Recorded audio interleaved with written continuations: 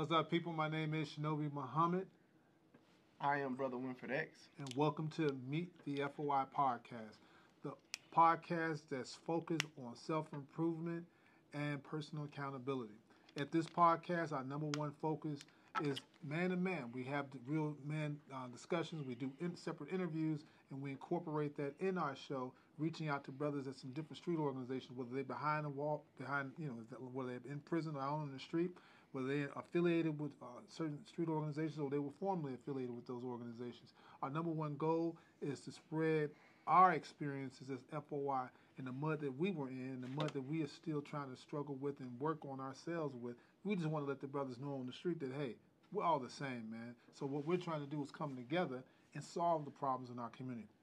Today we're going to talk about a subject, but before we do that, we're going to open up in greetings, but I'm going to give you this magic word with these greetings. Assalamu alaikum. You know what that means? That means peace be unto you. You know why we say that? Because we want for our brother which we want for ourselves. I want peace for myself as I would want it for you. So that's right. Why I want it for you. And then this brother's going to come in a different way and bless this podcast as he always does. Break it down. Yes, sir. You know, I always got to open up, man. You know, y'all know we in episode five. So I definitely, you know, you going to catch on. Man, them brothers, before he starts speaking, he got, absolutely.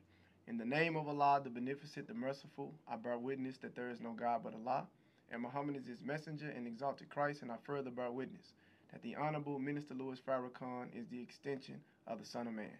All right. See, we do that, right? Because we put God first. We've been through too much to be foolish enough to do something and not put God first. And we don't just put God first just like when they do those reward shows, right? Yeah. They get on their award show. Thank God for that. Now, to me, that's cool how they're saying it, but the reality of it is, when we're saying that, we're in the back of our mind reflecting on everything wrong that we've done and everything that God has given us an opportunity to live, to move forward, to help others. Because the type of work we're doing is specific to reaching people that were just like us when we're in the midst of the mud that we were in. Right? And those who are trying to pull themselves up, giving them encouragement and helping them move forward. So when we pray before, it's really very important to us, and it means a lot. And just like any of those whether in a Christian church or whatever the case might be, you're praying. When you really feel that prayer, you know that's what drives you, that's what motivates you, and that's what it's all about. So we're going to deal with a subject because episode 4 we kind of started hitting on it, which was about street organizations, street gangs, and the fact that these organizations are all over the country. We know that. Yeah. We know many of them have different types of structures. We know many of them have different types of ideology. But when we look at the root of those ideologies, they're trying to, the leadership of those organizations have been in prison for a long, long, long time. Yeah. Having time to self-reflect. Just like when we talk about self-improvement, they've had time to improve upon their thinking, which in turn improves upon their actions. Now, not all perfect, right? Because sometimes when you're in a certain environment, you still try to be right on one end, but you're living a life on another end. So you do have that conflict. But we thought about the what if and what that really means. What if GDs, vice lords? We saw a little bit of that in the Truce in 1992. But what if the street organization says, you know what? We're going to come together and we're going to transform our communities on our own. We're going to do for self. Tell me about that. If that was to happen and be consistent and stay that way, then we'll be able to really truly unmask Satan, the government, those that are the unseen hand that's behind driving us to continue to kill one another. That's when the war truly begins. Because what happens is you're not able, when you come together, the what if we come together and consistently stay that way and we become family, now the enemy, he can't utilize us as tools anymore. Can't profit off of it. He can't profit off of us. he used us as tools, right, to continue to keep him in power, keep him being able to control, right? But this time is coming. We've heard it from the Honorable Minister Louis Farrakhan, but I'm saying it as a student of the Honorable Minister Louis Farrakhan on the MeetTheFOI podcast. This is going to come, and we are striving to help it come through this. So what if these street organizations, Bloods, Crips, GDs, Vice Lords, Latin Kings, all of these organizations come together, our Latin brothers and sisters, to understand that they are part of the original family. All of this come together now. Now you're able to weaken our true oppressors. We're able to weaken Satan himself in the disguise of the police, the department, the CIA, FBI, all of these things that we've seen come against these gangs and organizations. I remember the Honorable Mr. Farrakhan saying that Hillary Clinton said that they was called super predators. Mm-hmm. Super predators. She said we're building private prisons for super predators, and she was talking about the gangs in Chicago. Mm-hmm. She called them super predators. So therefore, you didn't hear, even though she was a Democrat, you didn't hear none of the Republicans come in and say, "Why did you call them super predators? Why did you do this? Why did you do that?" They was in cahoots with that. No. They was in agreement with that. So that's another way that they play the tricks and the deception, against ourselves, man. But yeah, if the what if was to come into fruition and stay consistent, man, we could sit ourselves in heaven, meaning that we could build a new world overnight. And see, and then when you look at that, the consistency comes into the area of our sisters don't have to worry about, the issues of being abused, disrespected, raped and violated. Young girls, 8, 9 years old, being molested and abused and treated in a foul way with no repercussion. And boys. Right. We won't have to worry about our seniors that live in the community feeling alone and fearful for their lives, right, hiding in their homes. Right. Trying to wonder what's going to happen next. Is these young people going to knock me over my head? You don't have to worry about jobs, really, because once we are consistent in doing for self, we realize that $1.6 trillion that we spend every year, right, we can control that money. Yes, sir. But then when we start doing it, we start thinking, man, what about our personal health? Do I need this much alcohol? Do I need these drugs? See, you're disrupting, when that what if becomes a reality, you're disrupting the entire social or the economic platform of America. Yes, sir. When you hear about drug raids and on the different street gangs, you hear about all this stuff. That money is fueling this economy. America's the #1 drug consumer on the planet. The #1. We didn't bring the drugs in. We didn't develop crack. We don't run that whole system. We just make money from it. So with that being said, it's the main focus is that we have the ability to transform our communities inside and out. Then we start realizing we need to be teaching our own. Right. Right? Yes. Because now we need to teach the truth. Right. Every time, you know what I hate about public schools? What's because that? We're not teaching our own. Every time a black person is the first one to do this, the first one to do that. I hate that idea of the first one. What do you mean the first one? You're saying we're the right. first ones under slavery from the white man right. to be able to do this, that, and other. But let's go further back. Right. Who's the first? Right. Right. So you're teaching our children that the only way I can excel, be great, be identified as something important is by the hand of you. Right. Not by the fact that I am the originator of this. Right. And maybe you even stole the idea. Rewriting the history. Right. Rewriting my identity. So when street gangs can begin to realize that, man, yeah, that's good. Our opportunity is in our hand. Just like when these young brothers who were 15, 13, I forgot how old it was, the ones who started the Crips, but most of these street organizations were started by sometimes preteens, and then early teens. They started these. They had the vision, not just the vision. It was innate. It was in them, right? Some of these brothers that's holding down these areas, even when a lot of the street structures kind of messed up with these organizations. Some of these younger brothers are running, but because they're being immatured, which is going to be another subject, they're being immatured, meaning that they're being given a view of what leadership is about. That means wild, radical, flaunt your money, be ignorant. So they naturally have a desire to be leaders. They don't have a real man to show them how to be a leader within their dynamics. So they imitate the gangster, the mafia dude, the John Gottis of the world. They imitate gangsterism. Right. Because they don't have a true example, but really they do. Right. Farrakhan is a good example. Come on now. Because if you look at that, point to me one man, other than the Honorable Elijah Muhammad. Come on now. That was able to withstand and deal with this government that said what he meant and meant what he said,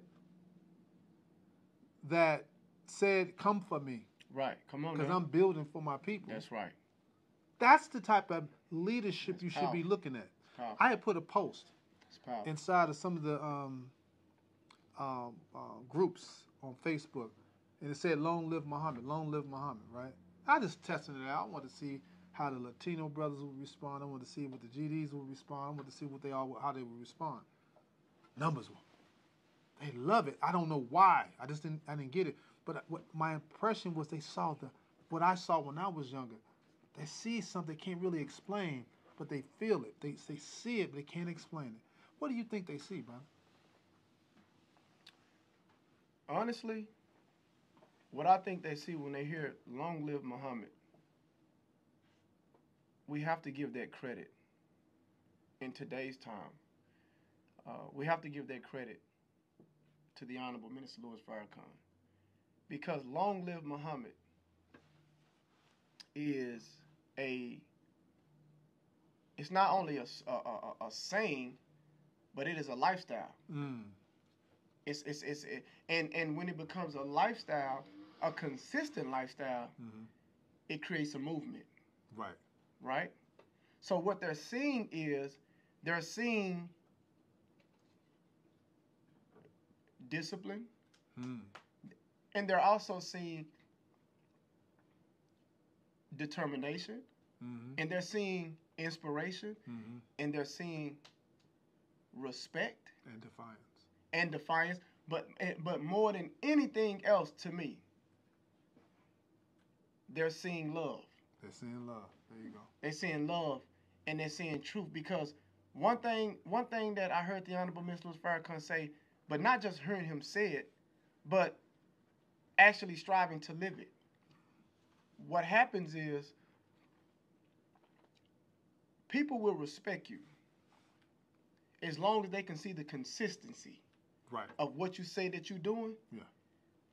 Every time they pop up, check in on you, and that brother's still doing it. That brother's still on it, man. That's our nature, yeah. Yeah, man, that brother's still doing it, man. Still doing it. Because people did that for me when I was in prison. I had family members and everything. When I started accepting my own and being myself, I'm not going to say when I became Muslim, because you're born Muslim. You just don't know it.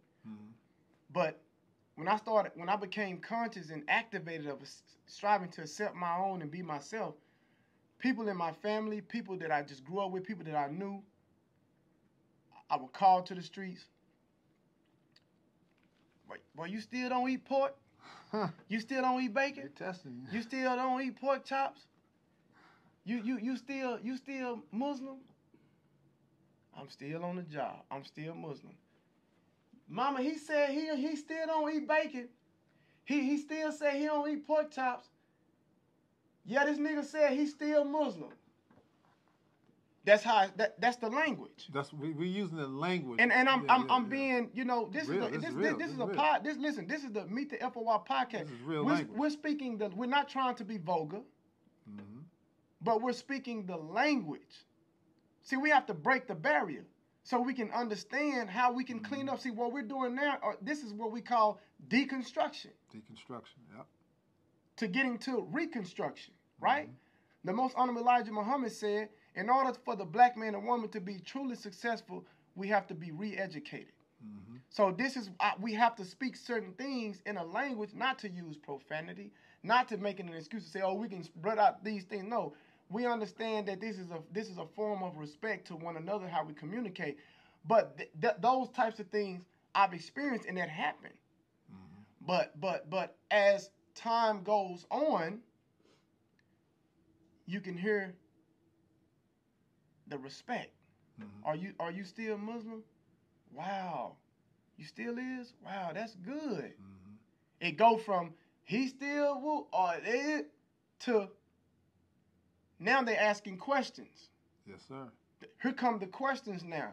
See, that's the God in you starting to arise and to awaken, because now you're starting to respect. You're seeing the consistency. Right. You're seeing the longevity. You're seeing how my mind is changed. Now you're starting to ask yourself questions. Wow. I can see him changing. Can I change? Let me try it out. Let me try this. And one of the things that we use in Islam is when everything else fails, why not try Islam? You know, why not try freedom, justice, and equality? And when we say freedom, justice, and equality, we're not just talking about on the outside or an exterior of our people. Freedom, justice, and equality starts from within. For yourself. Freedom, justice, and equality. The first thing we have to do is we have to start respecting ourselves, okay? I got to learn how to eat. I got to learn how to stop using so much profanity. I have to learn that I have value. I have to start exercising. I have to start reading and studying. You know, once these things start to occur, you start to attract a different environment. Now you're starting to preserve your life. Now you're starting to understand that, you know, if you do have children, you know, I have to be able to. You're starting to see things now in a whole nother light, man. So, yeah, brother, that's the way I see a lot of things, man. You know, playing out and manifesting. See and that's the reason why we did Meet the FOI podcast. Our conversations are not scripted. They are conversations where we get to raw. You know, where we get to think and we get to reason with what we're saying, and then we get to reflect on what we know. Brothers, you know, who are in street organizations, man, I mean, you gotta be real about it, man. They a lot of times they living in neighborhoods, man. They are the environment. Yeah. And them, I mean, think about it. You walk out on the street, trash everywhere. You know, vacant lots, torn up buildings. You know your mama ain't really got no food in the house. You hungry half the time. You know you got to get it because mama's saying you better get it. Right. Because I ain't got it. Or she working hard and she out there busting her butt working 2 or 3 jobs. She, you know what I'm saying? And your sister, she dating your boy, or she done dated a couple other, a few others, and now, you know, you dealing with her because now she pregnant, she got kids in the same household that ain't got nothing. You're dealing with a sad reality. And if you live in any kind of housing project, man, it's like hell on wheels. You know, right, you're looking at more of that. So you got to understand the condition that you had these babies that are too, like I have my son with me when we do a lot of these things because he is digesting. I'm telling you, they watch. And they said I go to FOI class to take my son.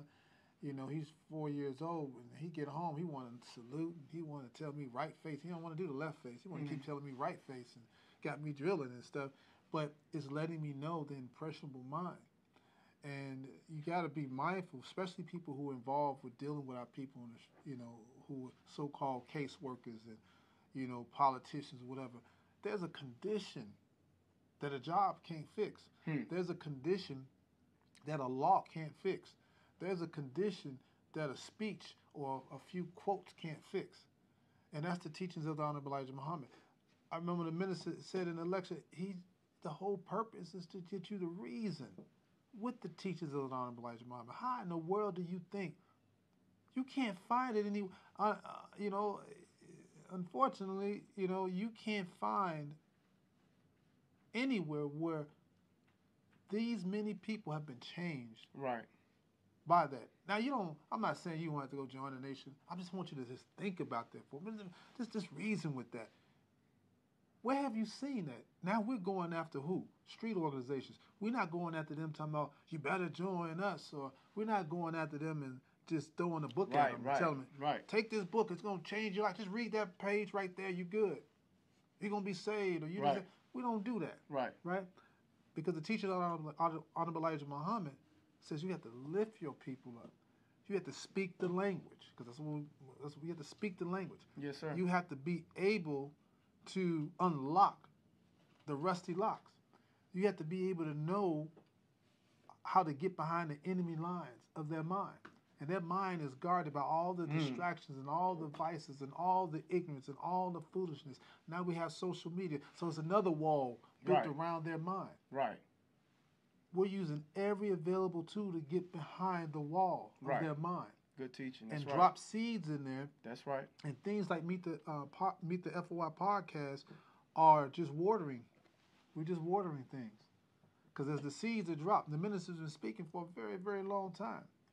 We've seen situations happen in our community for a very long time. And we've seen people come and make promises to us and then not be consistent with that. We've seen the deceit and the trickery and all of that. We've seen how the vices in our world have made it seem like, forget it. I just go ahead and do that. We've seen it.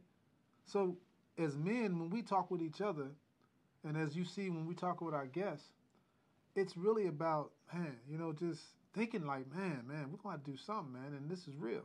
Because now once you know a thing, once you're aware of a thing, you're accountable. That's right. That's trick bag on that. You know what I'm saying? You can't say, I didn't know it. Yes, you do. Right. And in the white man's world, guilty of the, ignorance of the law is not an excuse.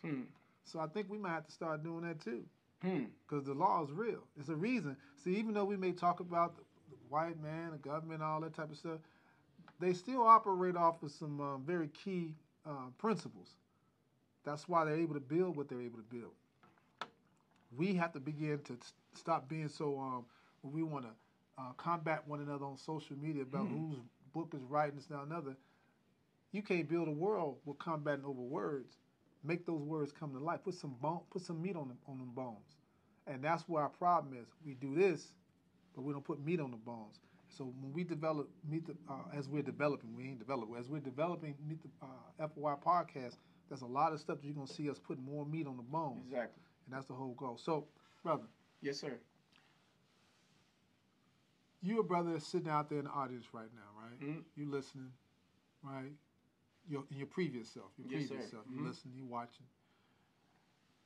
What is it that you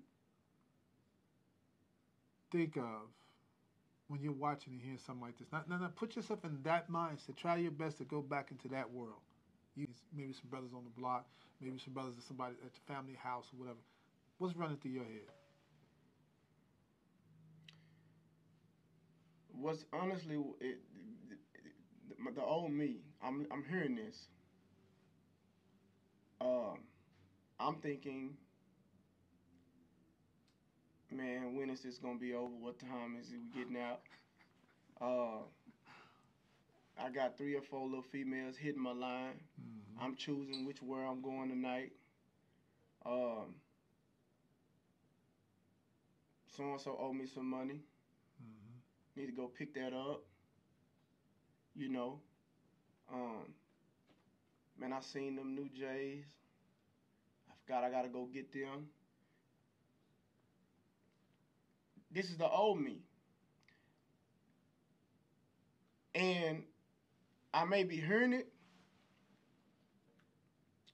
but and I'm being real. And I'm saying this for a reason. Because the shaping of iniquity is so powerful. It's so powerful. You can have truth right in front of you that's ready to save your life, that's ready to turn you into a different direction and make you a better person to change your whole reality. But the things that are coming down the filter, that is penetrating your mindset, is so attached to you, to where you're not even, you know, it's not gonna be no disrespect, because when you said that, I remember seeing the FOI. I didn't know the name was FOI, but I remember stopping at the light and seeing brothers getting ready to come to the car, and that's it. That's exactly right. Let me get the paper. You know, I'm out of here, man. I'm good. I'm good, man. You know, I never bought one. I never even said, here a dollar, or here go $2, or here go $5. Just give me the paper. All right, man. I never even did that. I never even rolled my window down when I would see dudes coming. I used to just be like, not in a hateful way, like, man, don't come to me. But it was more of, nah, I'm good. You know, it was never no disrespect, but it was more of a, you know, I'm good. I'm strapped in. You know, it might be some drugs in the car, and that was the reality. You know, that was not. I couldn't see that as a reality, a part of my life. You know, So yeah, I mean, I'm just being. We on the Meet the FOI podcast. I gotta keep it Messiah. I gotta keep it 100 with you to let you know that's what will be going through my mind. If I'm up here now and the old me is reflecting this and seeing this, it's so much filtering. Right. So now it means now. This is why I'm able to be the person I am today, because I understand the old me. I see how detrimental it is on how I have to stay consistent to penetrate and break that wall. For me, as I was asking that question, I was like, come on, keep it Messiah. I was going blank. For me, I'd have been like, keep it Messiah. I'd have been like, okay, keep it Messiah. Good. That sounds good, but I'm GD. That's all I mean. I'm GD. You know what I'm saying? I mean, you know, this is what it is. You know what I'm saying? 'Cause right. I'm thinking. Right. I'm thinking. We on the same level. Yeah. I hear what you're saying, but I'm GD, and this is how we do things. Right. So you can talk about all this other stuff, but I'm GD. This is what I'm doing. I feel you. I got Larry Hoover. He gave me this concept. I can roll with that. So you one behind. I sound good because it's unrelatable. Right. Right. At that point. And so when I'm dealing with brothers, that's the first thing I'm thinking about. It's not that they ignoring you. It's not that they don't know what to ignore. They're not. It's not a purposeful ignoring. That's right. Sometimes it makes them feel uncomfortable. Right. Because now you're talking way over their head, or maybe they can't break it down enough. And so for me, you know, when I deal with brothers, man, now it's like I try to bring it all the way, not down saying I got to go, you know, some low level, but it's just I have to bring that frequency down so that when I'm talking with brothers, I have to relate with them and tie it together to what they have. That's why we decided not to make it some old preacher stuff. We're talking about our life experience. When we interview brothers, we're talking about their life experience. We're trying to tie it together right at that frequency where you can understand it, and it can get further in. It can penetrate. That's right. Facts. You know, some vibrations don't go through certain thicknesses. Other vibrations will shatter something. So we're trying to crack through. And it takes consistency. That's why it ain't podcast number 1 and then that's it. It's podcast number 5. We know that we have to do this because what's going to happen this summer? We know that the more work we put in with different street organizations, brothers in the prisons, because they're going to eventually come out, right? We know when we consistently do that work, it creates a habit for ourselves, but it also lets our people know we're sincere. That's right. Sincerity is by consistency. And so when they see that, they start saying, oh, all right. I had one brother, another project I was working on, and he hit me up. He said, I hit him up. He said, no, brother, I've been watching for a minute. I was like, whoa. I just didn't say nothing. But now I'm saying something now. Yes, sir. And so a lot of you brothers and even sisters who hear this message, you start thinking, man, this is their 15th one. It may take that long. but they still at it. And this is what it takes. We have to put in the work so that you can know that we're sincere. And then on top of that, we're trying to pass the baton too. That's what it's really all about. So at a certain point in time, what we say to you, we know you're going in your conversation eventually. You're going to be dealing with other people. You may slip a few words here, a few words there. Now we're getting, when you start catching yourself like, man, I heard that from somewhere. You know? Right. So for street organizations that are out there, the potential for you to transform your communities, to do things that are extraordinary, it's just a matter of parlaying and connecting with other brothers who may have more experience with it. So if you're a street head and you're trying to figure out different techniques and methods to use, or you're trying to figure out, I can't meet with my brothers because every time I meet, you know what I'm saying, police come or this, that, and other. Well, we do have a mosque. Well, we do have a mosque where you can parlay with brothers and say, look, man, I want to meet with these brothers, or I'm having a difficulty with some of these other brothers. I know it's going to come down the pipeline. Can you help us mediate? Because they ain't going to listen to me. We do want to do better, but, man, it's kind of hard out here. We're creating this podcast so you understand how to approach those brothers and they know how to approach you so that we all can work together. So if we take this podcast to the street, we're going to be going into the hard areas. We ain't going to the areas where we're going to the areas where the conflict. We're going to the areas where the conflict is at. From Chicago to Dallas. I mean, let's put it like this: from Chicago to wherever there's a hood. And if it's hard, we want to be there with the podcast live and in person. Why? Because we're going to bring other brothers. We're going to bring brothers that are from the streets together with brothers that's in the FOI, and we're going to look at strategies that work, and we're going to be building with our brothers. So, just so we can kind of give people just a slight idea, what's some of the things that you want to see accomplished when we do hit the streets with these brothers? What I want to see accomplished, man, when we do start hitting the streets, different cities and different hoods of that magnitude, is I want to be able to see the patience, not hurry up shooting it down, but actually having a patience to be able to, man, just listen. Give us the opportunity, and I want to see our egos literally be removed. I want our egos to be removed, because if we continue to hold the ego up to where I'm not going to break, I don't want to come out and say, I understand that or this and that or whatever, then they're going to think I'm weak, or they're going to think I'm this, they're going to think I'm that. No, I want to be able to see the reality of us breaking those walls down and being able to accept that, hey, man, where is this going? We see this story over and over throughout each generation, over and over and over again. It's nothing cool about seeing mothers crying because their children have been gunned down in the street. It's nothing cool about it. Well, that's just a part of it. No. If you say that's a part of it, then that's going to be the reality. But that's not. It shouldn't have to be a part of it. That's what I'm getting at. It shouldn't have to be a part of it, right? To see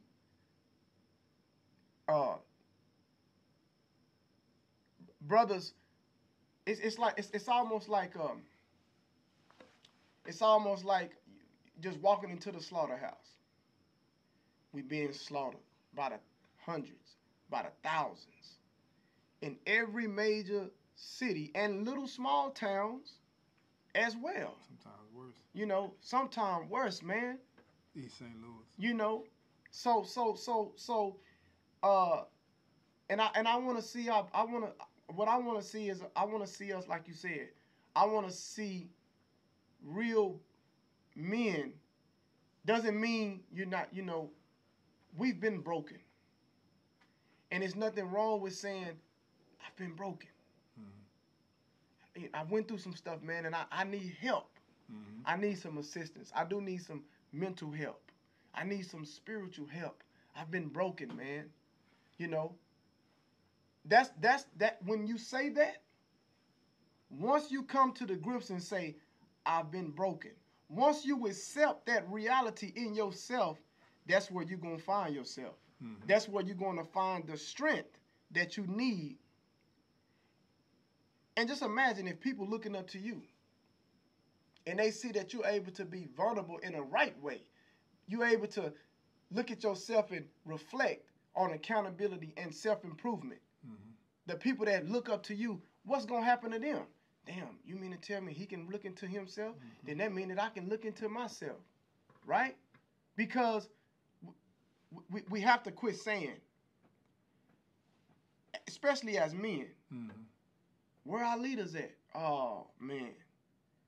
Man, say, that right there, where our leaders at? That should never come out our mouth. We should never be saying where our leaders at. We should never be saying it. We should never be hype. We should never be at an all-time peak at a ready to say what you will do, how you will smoke your brother. But then, right in the same neighborhood, we can see the police come in, and all these brothers can be standing around watching the police beat down a black sister. Mm. And everybody just be having their phones out saying, that's enough, man, get off of her. Just a killer a few minutes ago. Yeah, right.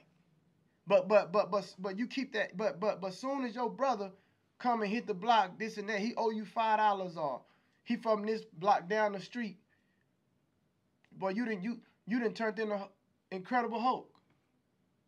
We have to change that mindset.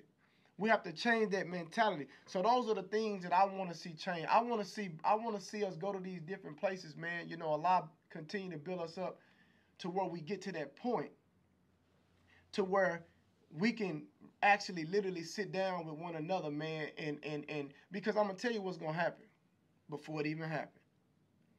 Once we start sitting down with one another, it's gonna start feeling good. It's going to start feeling good when you can admit certain things and say, man, I'm broken. You know, that's where the real strength come in at. Your real strength comes from saying, man, I've been broken, man. Mm-hmm. You know, you look, we have a man in the Honorable Mr. Louis Farrakhan and the Most Honorable Elijah Muhammad. The Most Honorable Elijah Muhammad said when he realized in so many ways that he was broken, the words he used was, I was knee deep in the mud up into my eyeballs. So he's saying that once I realized that I was broken and I was ready for change, he was up into the mud. The mud is a representation of, in this sense, of filth, shaped in iniquity. That's what we're talking about. You know, we all have been knee deep in the mud. We all been shaped in iniquity. And as real as students, as undeveloped human beings, we're striving to go in the right direction so we can say, listen, let's break those curses. You know, let's do it now. We need your assistance. We need your help. Not your help to come on and to come and continue to destroy, but to come on and say, listen, let's latch on together as brothers and sisters and create new minds to create new men and women. And people.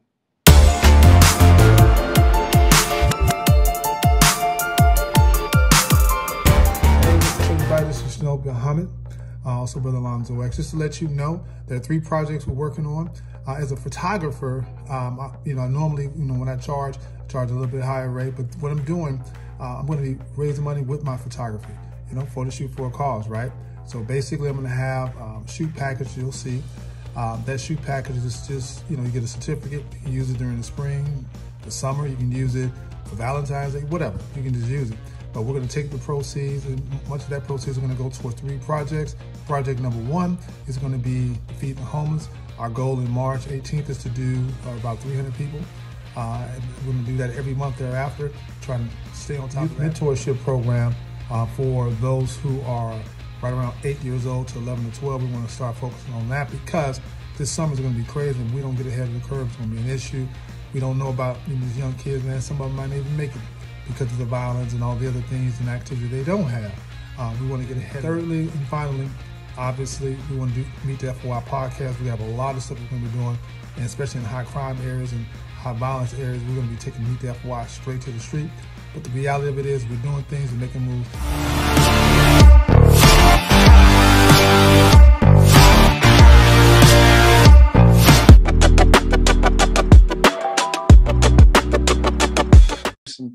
Different brothers who are in the nation who, you know, just like you who might be watching it, we started out in the mud. Matter of fact, we started out in the mud, got cleaned up, but you know how it is when you still walking around in the mud, you know, you get some on your shoe here, a little splat over here, splat over there.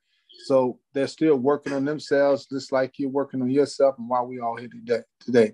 And the main focus is, this is a man-to-man conversation. I'm a man-to-man conversation with brother. In the name of Allah, the beneficent, the merciful, I bear witness that there is no God but Allah who intervene in our affairs in the person of Master Father Muhammad and raise one from among us, the Mahdi in our midst today, the most honorable Elijah Muhammad.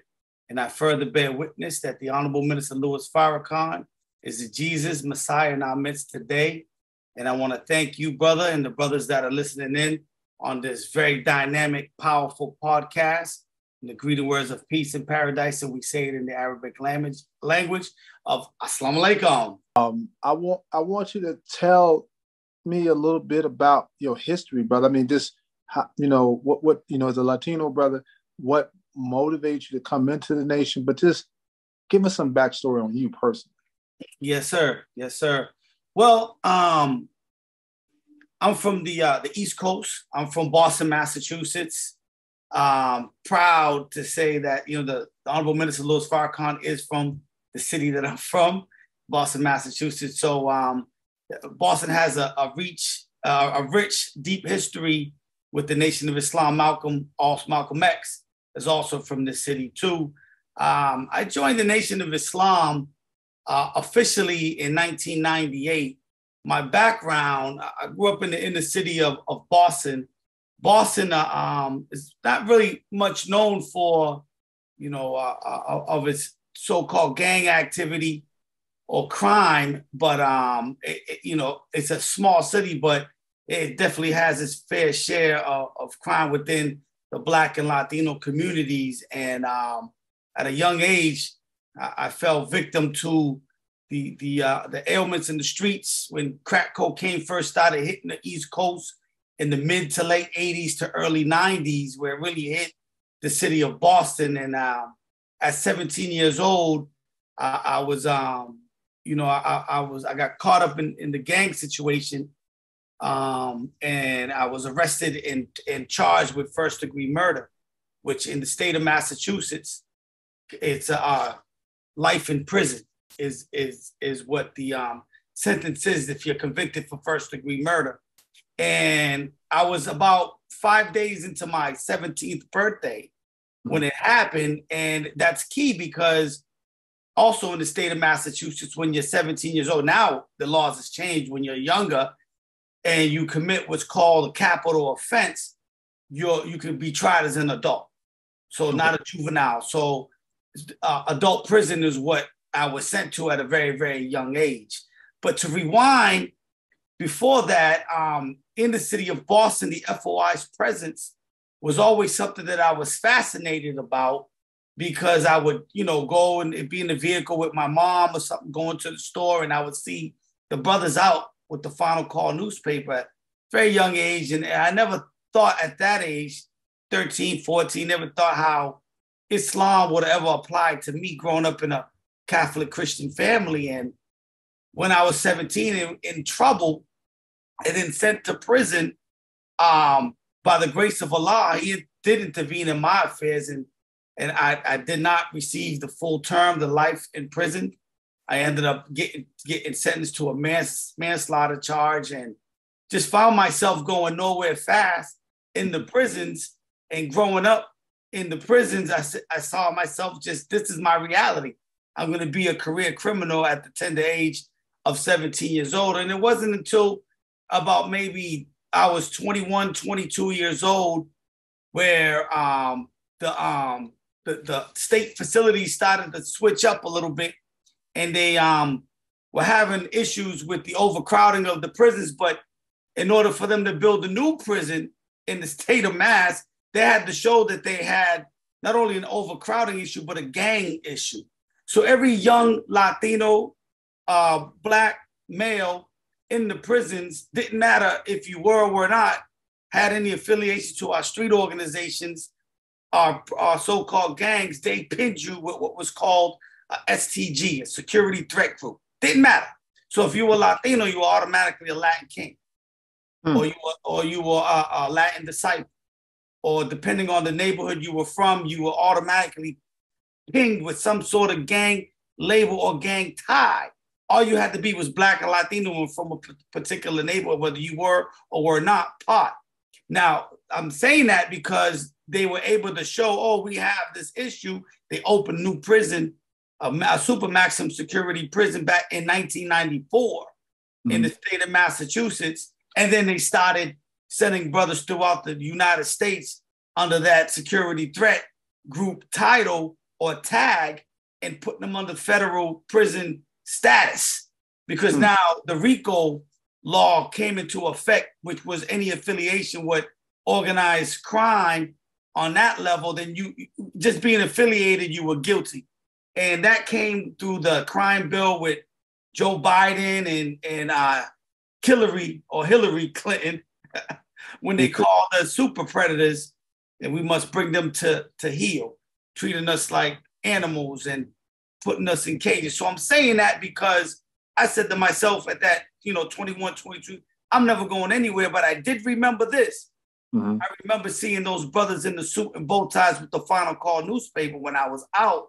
And I was like, man, that's the only positive influence that was really I saw out there that was transforming young men in the neighborhoods. And I said, man, and now the prisons were not, they weren't rehabilitating nothing, brother. What they become was warehouses. They were warehousing us.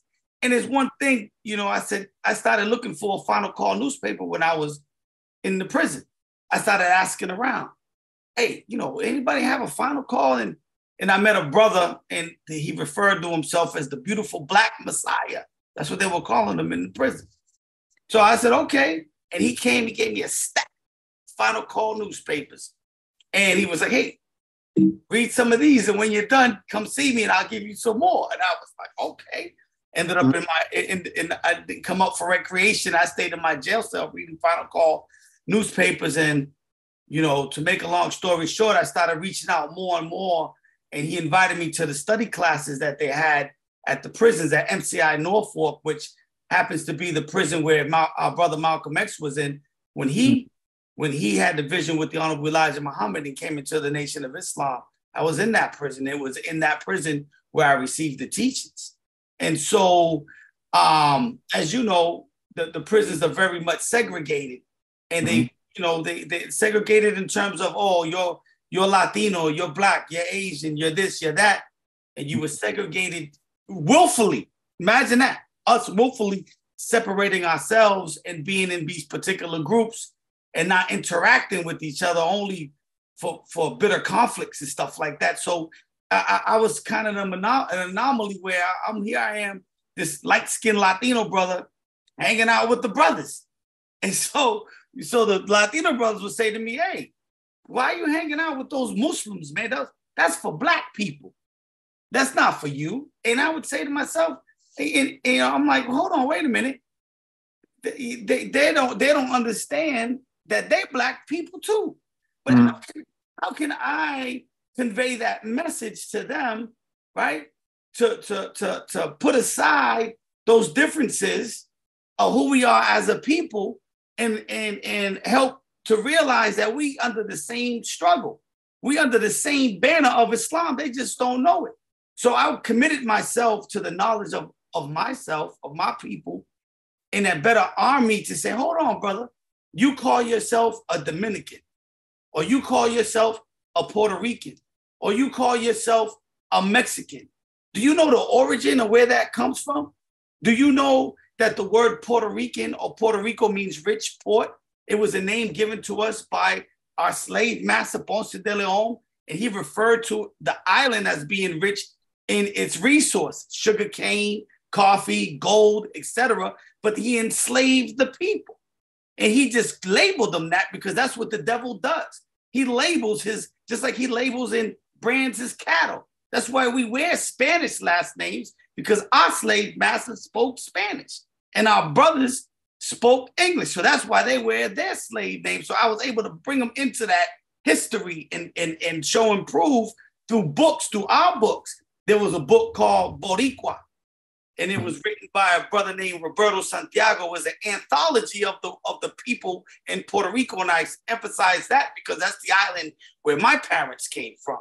And predominantly in this region of the country, the eastern region is dominated by the Puerto Rican community. So my focus of study was there.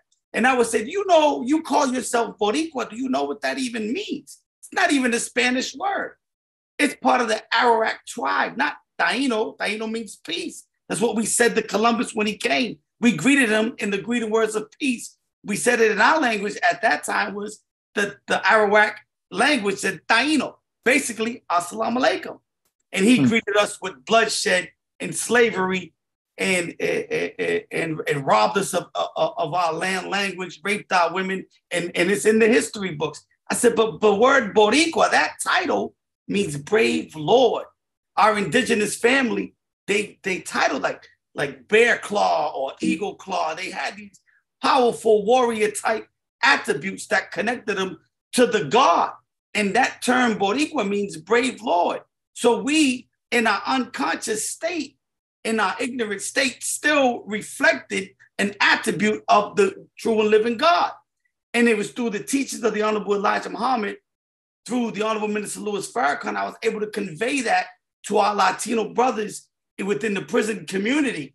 And then it captivated the mind, and it to sit down and dialogue. And before you know it, there was unity within the prisons, brother, between our Black brothers and sisters, our Black brothers and then our Latino brothers. And we seen ourselves exactly as the Honorable Elijah Muhammad said, anywhere in the world where there are Black people, those are our brothers.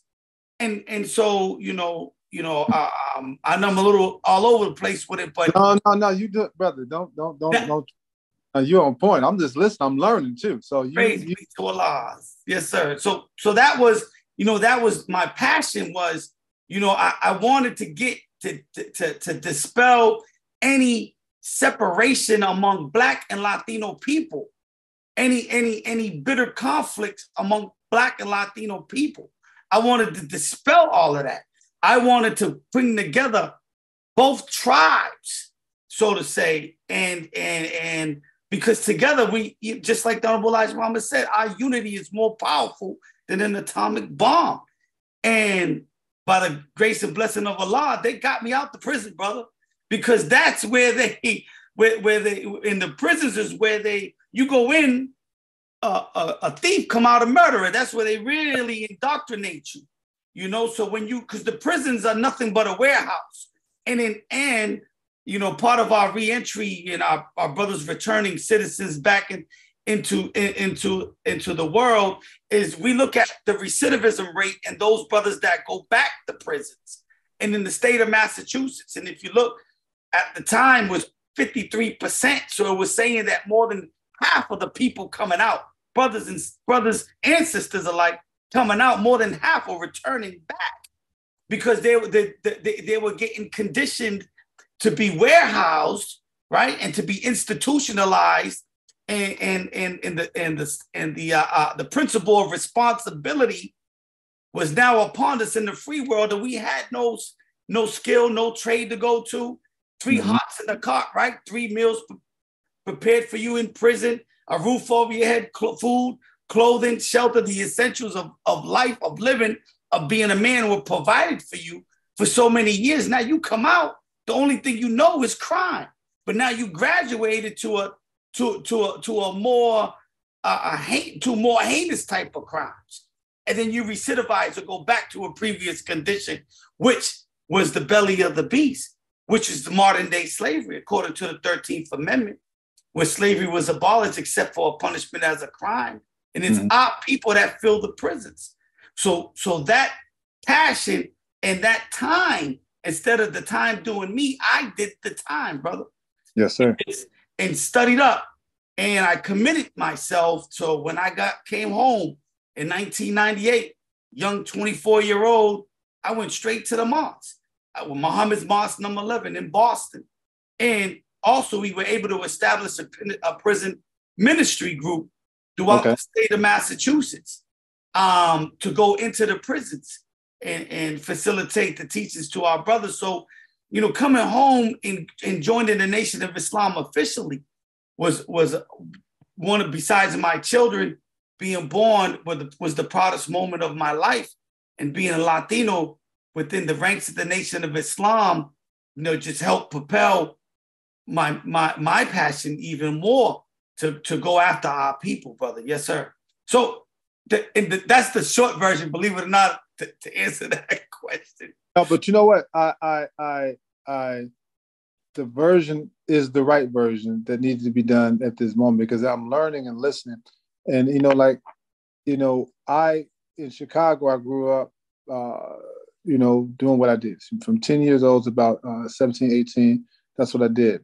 I was, you know, affiliated with Gangster Disciples, did all that. But what's so crazy is that a lot, you know, if you know how Chicago's broken down, is heavily segregated. But when you were a part of the Gangster Disciples, but then you had the Maniac Latin Disciples, you had the Harrison Gents, you had a lot of these other street organizations that were Latino, and they were folks too. They were part of the same connection, even though they were Latino. And so you had the opportunity to go and hang with the brothers, right? And when you hung with them, man, it was just like being, I mean, it really wasn't no difference. The only time it was a difference, like, brother, I don't know what you're saying. What did you just say? All right, cool. Because it's just one of those things, you know, and it's just that pure, it's just like a pure situation where you just down with your brothers. So when you think about the nation, you think about the teachings, that is a natural reason why we have that ability like that. You know, it's a natural reason. It's not like, you know, even in New York, you know, when hip hop started, who really started? Black and Latinos. All right. Our pain was the same. I mean, let's be real. And the way we expressed it, like no other group, the way we expressed it touched the world. The way we expressed it showed the world how to use words and music and beats and tones to either make a person happy, make a person mad, start a revolution.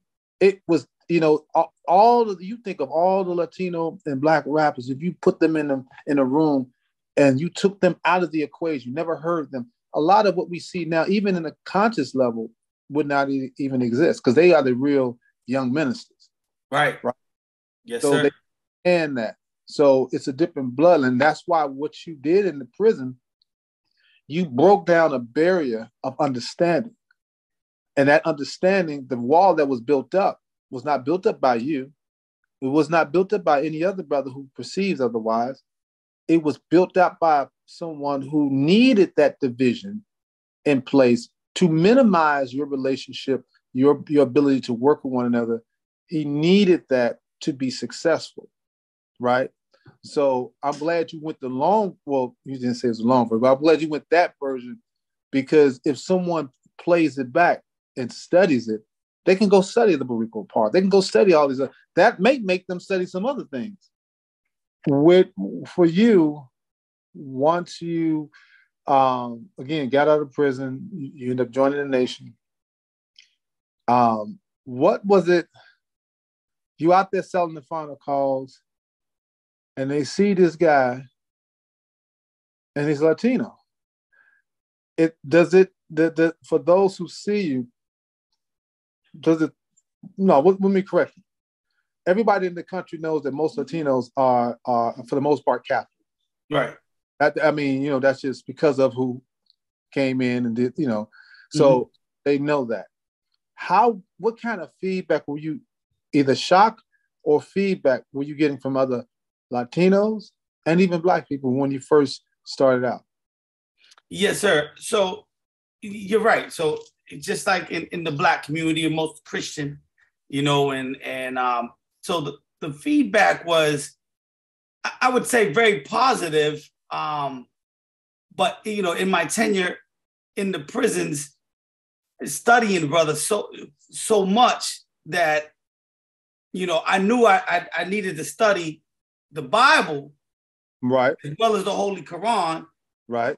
Just because our people they fed on the Bible, and that idea of a mystery God and the mysticism of the Holy Spirit and all that is very real in the Latino community. They catch the Spirit just like in the Baptist churches, and they fall down and they do everything. We the same, brother. We the same.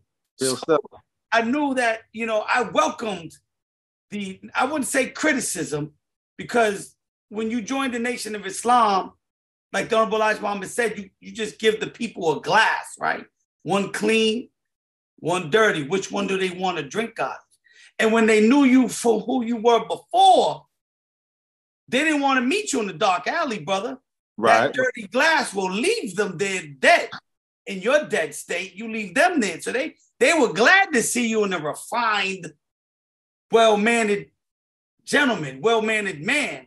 So I'm saying that because the conversations were welcome. And then they would say to me, well, brother, you need to be saved, or that Jesus came and he came and he died for our sins. And I'm really okay. Well, then let's dialogue. And the biggest thing is they would be shocked that I'm willing to dialogue with them and even go to their church. Come on, let's fellowship together. Mm-hmm. Let's talk about what Jesus meant, his work. Let's talk about that. Let's talk about being saved and being born again. Because I'm saved and I'm born again. I proclaim Jesus to be my Lord and Savior. Mm-hmm. Not the one that you have on your wall with the blonde hair and blue eyes. Not that one. And then, and slowly it's like you don't feed a baby steak, right? You give them, you chop it up, right? So bringing them through the Bible, pick a verse, brother, let's talk about it. And bringing them through the Bible, according to the teaching of the Honorable Elijah Muhammad, through the Honorable Minister Louis Farrakhan, it got to a point where they didn't want to talk about the Bible anymore, because I was showing and proving the teachings.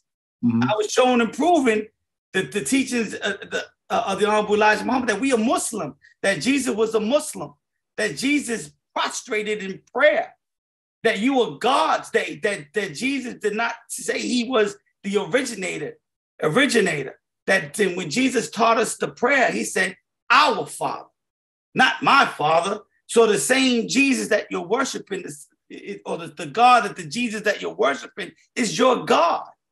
And then showing and proving that, and going into the Old Testament, where Abraham's seed was in bondage for 400 years, and that God himself would come to free that people. Now let's look at the history of Black people in America. Let's look at the history of Latino people in America. That's the same people. Let's look at the indigenous people in America.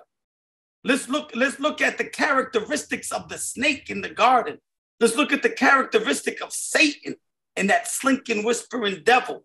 Let's take a look at the people that have us in bondage right now, who gave you that white image of the Jesus. And when we get into those kind of dialogues, it'll stop. Oh no, brother. Oh, and then so the dialogue between our people, a Latino community, and myself was either, man, this brother, he's gonna chop it up in the Bible, or he's gonna introduce the Quran to us. Either you're gonna take it or leave it. But one thing's for sure, they see a clean glass. They see that, hey, the fruits of his labor through the nation is evident. Here you have a brother that was ripping and running the streets. Now he's promoting peace. He's promoting a community of peace. He's promoting a safe and decent place to live for our men and for our young men and women and elderly in the communities. And so it was welcomed, and I would say I was embraced more by the Black community more than the Latino community as a young Latino brother, because a lot of the brothers and sisters in the community be like, about time, about time that, that the Latino community and the Black community are coming together, and we have that, that same experience. We're the same people. As I said earlier, our slave masters spoke different languages. And so it also helped too that, our minister here in Boston is a young minister. His name is Minister Randy Muhammad. He's also of Latino descent. So that also was helped me to in my fishing within the life. Hey, our minister, local minister, by the way, he's Latino. So it helped me out in that regard too. And we have dynamic, wonderful, powerful influences within the ranks of the FOI and in the ministry with Minister Abel, but the brother Tony Muhammad in Miami, Florida, and the list goes on, of Latino brothers and sisters within the Nation of Islam that are out there doing the work. So it was you got to be studied up on both ends. Our people will challenge you with that. Our people will challenge you with that. And if you're not ready to answer the questions, then it can sort of rattle your foundation. And you and they will look for the wrong. They will look for the wrong before they'll look for the good in what you're saying, brother. Absolutely, and that's one of the reasons why, the nation has always said. One thing the nation has always said, that these teachings are for every man, woman, and child on this planet. That's right. They be Latino, whether they be Asian, whether they whatever. However, these teachings had to first go to the worst of ours, then work its way backwards, right? The condition of the Black man in America is a very unique situation that had to be handled a very unique way. Then as you roll back to the Latino brothers and sisters, because they rubbing shoulders now, a unique and distinct situation. Because if you really start looking at Latinos, you really are looking at the original people who or the Aborigines, the ones that were actually here. So you just scratch away the Latino and get to the real truth of the matter. That's right. The Latinos actually the ones who are already here. Right. You can call them Native Americans if you want to, but they were already here, building pyramids, already here. I mean, the science, they were just more spiritual. Yeah, everybody got their different levels of how the society is and whatever, but the beauty and the majesty of their intelligence, of what they contribute to the sciences and things to that effect, it can't be underlooked. And so, and as you keep walking backwards from the Indians, from India and to the Asia, you start looking at the level of genius. And actually, even though all of them have had wars, but on the root of them, they're all very spiritual people, right? And I had asked the person one day, I said, not to be funny about it, but I was like, okay, I mean, not to be funny, I was like, hey, if you were to go through the history of just people in general, just you don't believe in Farrakhan or you don't believe none of that. You're just a person who just sitting there looking. I said, if I give you a list of all the people, there's going to be one group that you'll say is not as spiritual as all the others, because their history has always been centered around wars from the beginning. Right. But then once you find that one group and you look at the other group, you'll realize that group that's ruling over now is a group that's not the one that's more spiritually connected. Yes, the others have had their issues, true enough. But if you look at the things that they were able to build, their connection with their spirituality and the principles of what everyone, from whether it be Asian, Indian, Native, whatever, they all have a strong spiritual connection, and that's why they be manipulated, because the same thing they did with Black people. They knew our spiritual connection was strong, so they had to come in line to that spirituality. Right. And how the programming is effective. That's why so many Latinos or affected. Why? Because there's a spiritual reality with them that's very strong. And once the enemy realized that, hey, you know what, I go that route, they'll submit to that because this is what they're naturally, that's their nature. So basically, our nature, not something we made up, but just something the way we are. Right. And so the clean glass and the dirty glass. So we go out with the final call image with the intention of making all men and boys, join the FOI. Not to force them, but to clean them up and to make them into our image, into the likeness of an upright, standing citizen in this world under the teachings of the Honorable Elijah Muhammad through the Honorable Minister Louis Farrakhan, is to clean them up, to make them better husbands, to make them better fathers, to make them better brothers, better grandfathers, to make them better members upstanding in the community, to make them God-fearing and examples to everybody, to show them what conflict resolution really looks like between our street organizations. You a Blood, you a Crip, you a El Rooker, you a Peace Stone Gangster, you a Latin King, you whatever you call yourself, and you at odds. The Holy Quran says we created you in sects and tribes for you to know each other, not for you to go to war against each other. So that making of a man creates or promotes conflict resolution between the so-called street organizations, and we come together for that one common cause, which is Islam, which is total submission to the will of God, which is the promoting of peace among each other. So we make our young boys and men join that military structure. Why military? Mm-hmm. Why? What is the meaning of FOI? It is the military training of the men, or the name given to the men that belong to Islam in North America.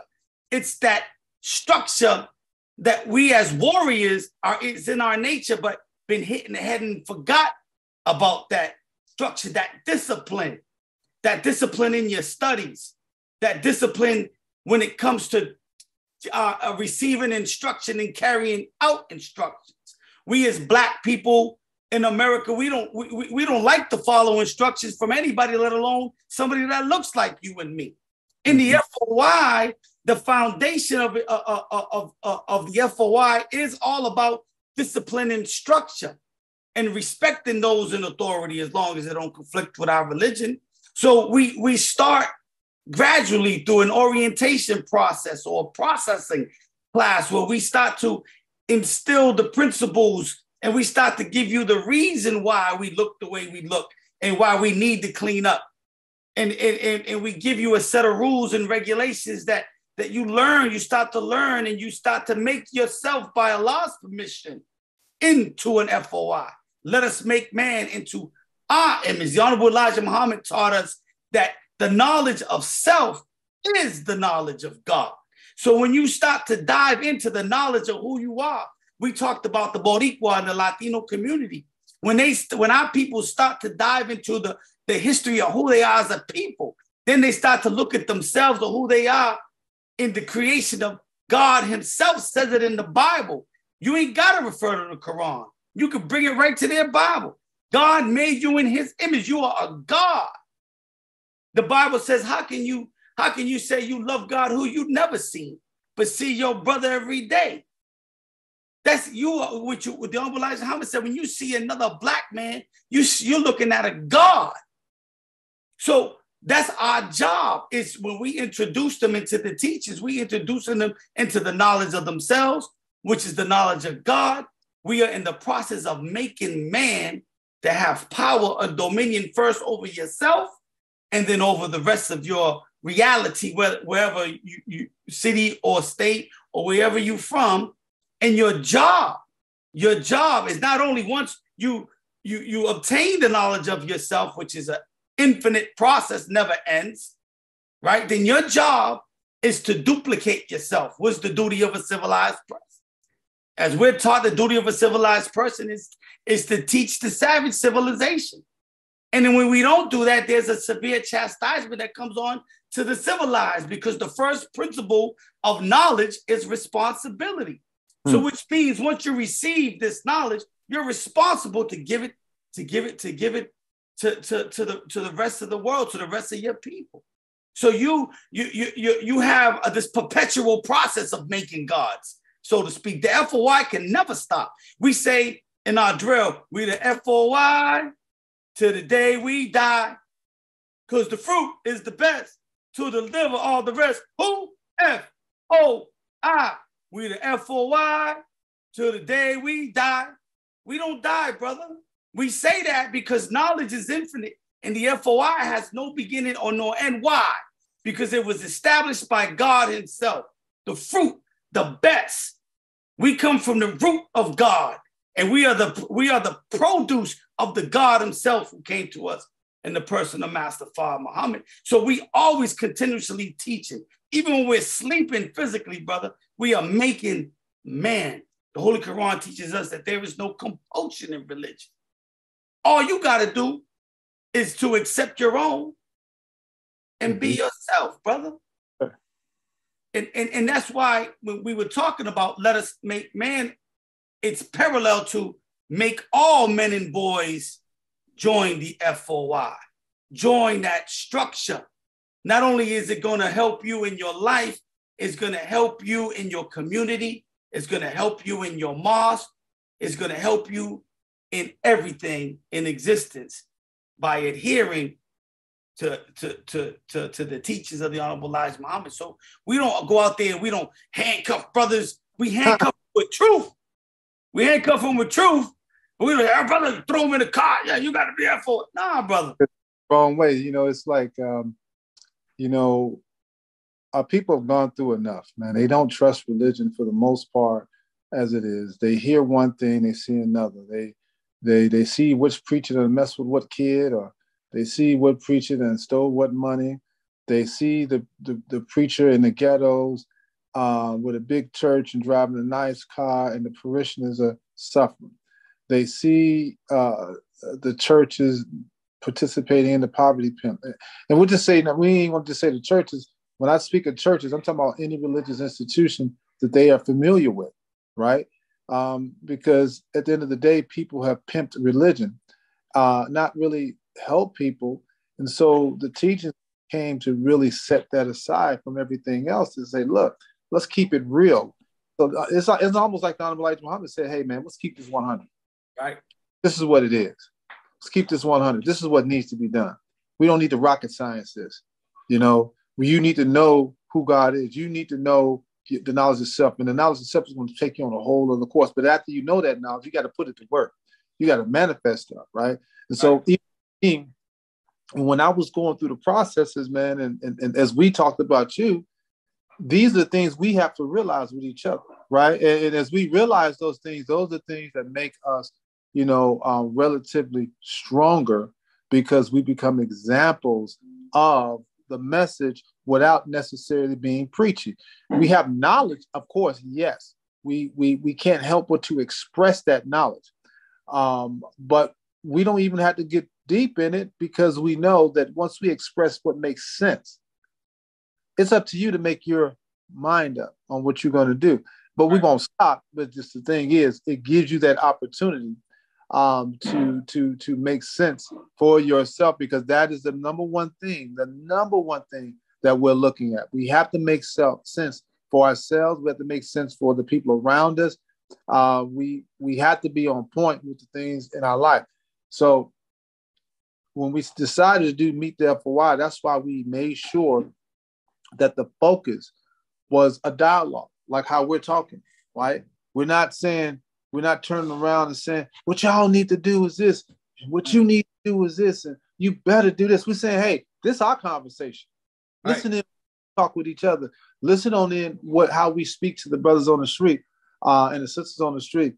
Listen in on our experiences from our personal lives, because we've gone through things just like you, but listen to the conversation that we have. We've pained, and we're painting through things, but we pained and gone through things that have made us come to the reality of life. So we're going to be looking for what is real, not what some old made up Pop-Tart type of thing. We need something real.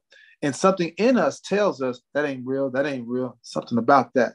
So that's why it's so important that people understand that the teachings of the Honorable Elijah Muhammad is not for one group of people. However, it's just working in a system. We got Asian people that's in the Nation of Islam. We have, I mean, you name it, we have them in it. Right. Have white people who are not in the nation, because at this time, it's not, time for them to come in yet, but they're not in it. But trust me, they believe. Right. Oh, yes, sir. Yeah, they believe. So this is not about a race thing, because a race has a beginning and the end. You know what I'm saying? This is a universal family. Right. And these are the things that caught most of us in our harder time.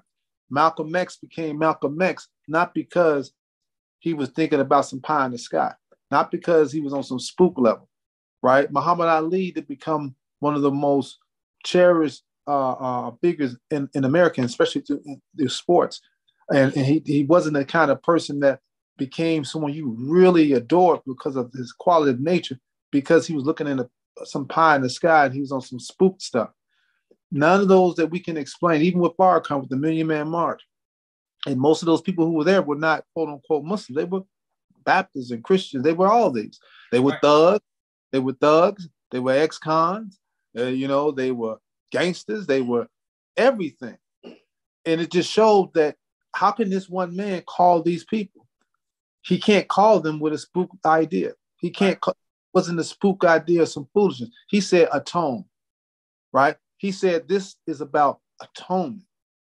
And in our hearts of hearts, we knew that we do have to atone to our wives, our children, our community. And we know that burden's on us, but we just need to know how. Right. And that's where the FOI comes into play. And that's why we went to the FOI, because we needed something. We didn't have a true way of understanding of how to do it.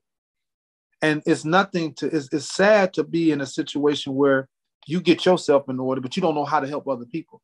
Right. You don't have a structure to help them. And I explained, to brothers I talked to, and even young brothers, like, look, man, if we came and showed you how to make a lot of money, does that improve you? Nope. Because you could be making money, but you won't have no character, no integrity. Mm-hmm. You got money. And the law allows us to see an example of that. Rappers, entertainers, right, athletes, they get the money. Where they at? The strip club. Where they at? Flossing and showing off their money. Where they at? Getting locked up. Right. Where they at? Killing. Where they at? Acting as ignorant as the next man. You know what I'm saying? No principles or whatever. So money doesn't make it. That's why it has to be about self-improvement first, and doing self-improvement while you're understanding why you need to atone, not only to others, but for yourself. Yes, sir. You know what I'm saying? So that's why we don't need to be preachy with it. You just need to sit down and hear a man's conversation, right? That's right. All we're doing is having a man's conversation. That's it. That's a man's conversation. Yes, you can sir. do what you want. You can do what you want to do. But now that you've heard the man conversation, we ain't talking about, even though we can like sports, we can like all that, that's cool. But you don't hear us calling our sisters B's and H's and we got to denigrate them this way, that way. Oh, look at that. We men, we not, what do you call that? Living in a monastery anywhere, but we know we have an accountability for every word, every thought that we carry out. And we know that we don't have to denigrate someone just to express ourselves. So with that being said, when you go out and you fish and you work with brothers and stuff, especially younger brothers, what are some of the first things they like to bring up that piques your interest about them? I mean, what are some things that make you get that aha moment when you're talking to them? Yes, sir. Well, I mean, one of the things you touched on it was the money aspect of it, right? So, the glorification of the gangster on the block, the drug dealer with the nice car, that's always something, that's brought up. The big homie on the block, this is how I know how to get money, right? So one of the things that piques my interest is, you know, I was once one of those brothers that looked up to the so-called big homie, and then you said it too, like where they at now? You got all the money in the world, but you're in prison, right? Or, you know, you're in the grave, dead, strung out on some kind of drug. Mm-hmm. And you mentioned the music earlier too, and that's another thing that piques my interest because, you know, the one thing about our people is either they want to be, you know, a professional athlete, a basketball player, a football player, what have you, because they see the monetary gain of that, or they want to be a rapper, right? And then when you look at the percentages of who makes it, who doesn't make it, right, it's very low, right? And then those that do make it, a fool and his money will soon part, according to the Bible, right? They end up in a worse position than they were when they started, yes. Right? So those things pique my interest when it comes to our young people. And I remember the Honorable Minister Louis Farrakhan said at one of the hip hop summits that one verse, not a song, a verse from one of our rap songs, a hip hop community is more powerful than 1,000 sermons from a preacher. More powerful than 1,000 sermons is one verse. That means the influence in the culture is so powerful, right? So what piques my interest, how do I align the teachings into that when I'm out in the streets with the brothers, right? One is, okay, I too had that interest and it led me here into the belly of the beast. And so that's one way I can align myself in and relate to what's going on. But at the same time, it's like you can have all the things that you desire without being self-destructive to yourself and being destructive to your community, degrading our women, and causing harm to your brothers in the street. Well, how do you do that? Allah promised us good homes, friendships in all walks of life, right? Money, all that was promised to us when we submit our will to do the will of Allah. But what is that? See, there's no mystery, God. We can't. And there's one thing about the young. Man, they know when you bullshitting, brother. You can't come with no bullshit. Excuse my language, but just we're men talking, right? You can't come like that, brother. Nah, man, we're not telling you, oh, when you join the Nation of Islam, it's all, you know, sunshine and nah, man, you got to work. You got to work for everything, just like you worked to come into this world. The minister often refers to the sperm going through the vaginal tract of the female is very toxic. There's hundreds of millions, sometimes billions sperms that come through, but only one makes it. Brother, that's you. KRS-One, one of our hip hop artists, said, you were in the race against millions, but you came out on top. He was talking about the process of the sperm coming through. The Honorable Minister Louis Farrakhan said that in the sperm, there's intelligence in the sperm. And no, you got to fight through the rest of your brothers and sisters dying in the vaginal tract.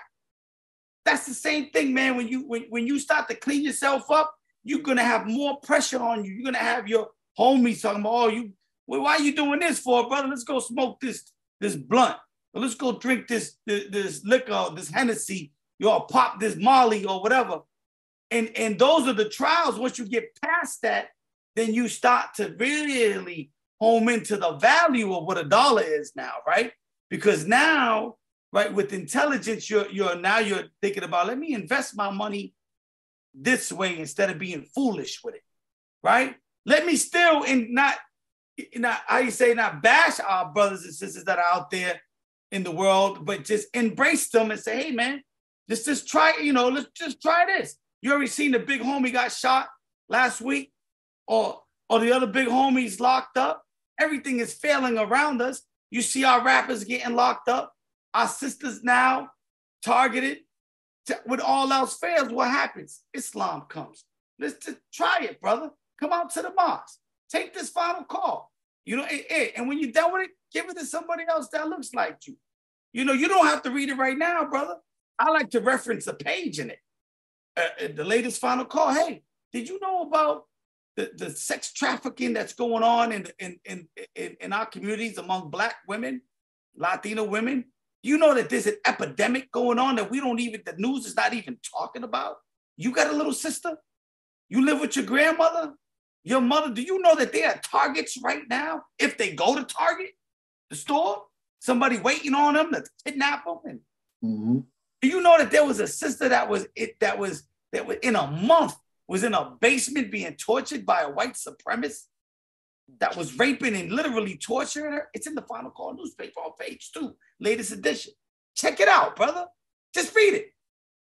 Less is more a lot of times when you're out there. When I say less is more, I say less of this. Lip service, like I don't want to hear that crap. Don't, brother, just look on page 2 real quick. And when I see you next week, I see you. If you remember, I'll just touch on it. Hey, brother, you just planting the seed, right? Hey, brother, did you read that? Man, tell me that's not crazy. Check out this edition right here, brother. On page 19. Look what the minister's talking about. Oh, he's talking about self-improvement, brother. Remember we were talking about building businesses? Yeah, brother. So that kind of stuff, when you come with structure, when you come with real talk, let's have real talk, brother. You know, if I tell you right now, hey, you instead of you being on this block, risking your life, you can still have love for your brother in your so-called gang, right? But y'all making money. You have to be out here worrying about these boys throwing you in the jails or killing you outright in the street. Would you want that? Yeah. How about if I tell you there's a program and a process by way you can get that? Will you be willing to listen? That's all right. Slowly, baby steps. So that piques my interest, like what you said, among the young. Real recognized, you're gonna have your knuckleheads, but they'll fall in when they see the other big one. Oh, well, yeah. And one thing, too, brother, what's so beautiful about the FOI is those that came before us sacrificed their lives for us to be out there fishing, brother. That is correct. Because they know when you come in with that bow tie, they already know the history. They know, oh, that's a brother. You ain't even got to say your name. Oh, I'm brother. So they already know, oh, that's the fruit of Islam. That's why we can go to any hood. We can go to where you're at right now. You and I, Class A, it don't matter the time of day, and we're going to get the love and respect because those that came before us sacrificed and paved the way. So for them young fruit, that young FOI coming in now, brother, like the Honorable Minister Louis Farrakhan said, Allah went before you and made friends for you in all walks of life. Well, we in the Nation of Islam, we don't believe in no mystery God. That's that God that came in another FOI that went out and soldiered before you. That's that God body that came out in the different cities and hoods throughout the United States that came before you that allows people like you and I to go out with a level of respect and dignity. They see it, they know it. Oh man, that's a brother. So it makes the conversation a little bit easier because they know you ain't gonna feed them no bull crap. They know that. So that piques my interest, man, with the young man, is when you come to the real, tangible, real evidence, proof that what you're talking about is good for them. And you ain't gotta jump in 2 feet. Today, for example, at the mosque, the question's always asked at the end of the lecture. Raise your hand if you believe what you hear today is good for our people. Raise your hand. The whole mosque raise their hand. And the next question is, how many of you would like to join on and add on and help us and learn more about the teachings of the Honorable Teacher of the Nation? That question, raise your hand. Some of them will raise and they would accept. Some of them won't. Okay, brother, we don't back. Oh, what you mean? No, you're gonna die. No, we don't do that. We tell them, okay, brother, this is your home. You don't need an invitation to come here. Just come out next week and bring somebody that looks like you, brother. And then that process will go. For you know what they accept. And one last thing on that, with the Final Call newspaper, very important. The Honorable Minister Louis Farrakhan said, you give that paper to somebody. And they may have that paper on their kitchen counter or their kitchen table for months. Don't even look at it. One day they walk by and they see it and they just happen to open it. and boom, that explosion just hits the right. Wow, they start reading the articles and the truth starts to penetrate the triple darkness in their mind. That's that sperm that's hitting the seed, right? In the womb of the mind, and then it starts to rotate, right? That intelligence, and it starts to manifest. And man, they come to the Mars and they can't wait for that question to be asked at the end. Yes, sir. How many people would like to join? And they're raising their hand and they're out there with you. So it's very important not to get frustrated when you out there with our people, because it can be frustrating, but just keep going. Keep. So coming from Boston, we have a Minister Emeritus, Minister Don Muhammad, Minister Emeritus Don Muhammad, who came in around the same time as Minister Farrakhan. And he would always say, and I was blessed, he's still around. He's around the minister's age, late 80s. He's still around, Emeritus Minister Don Muhammad. Those in the nation will know who I'm talking about.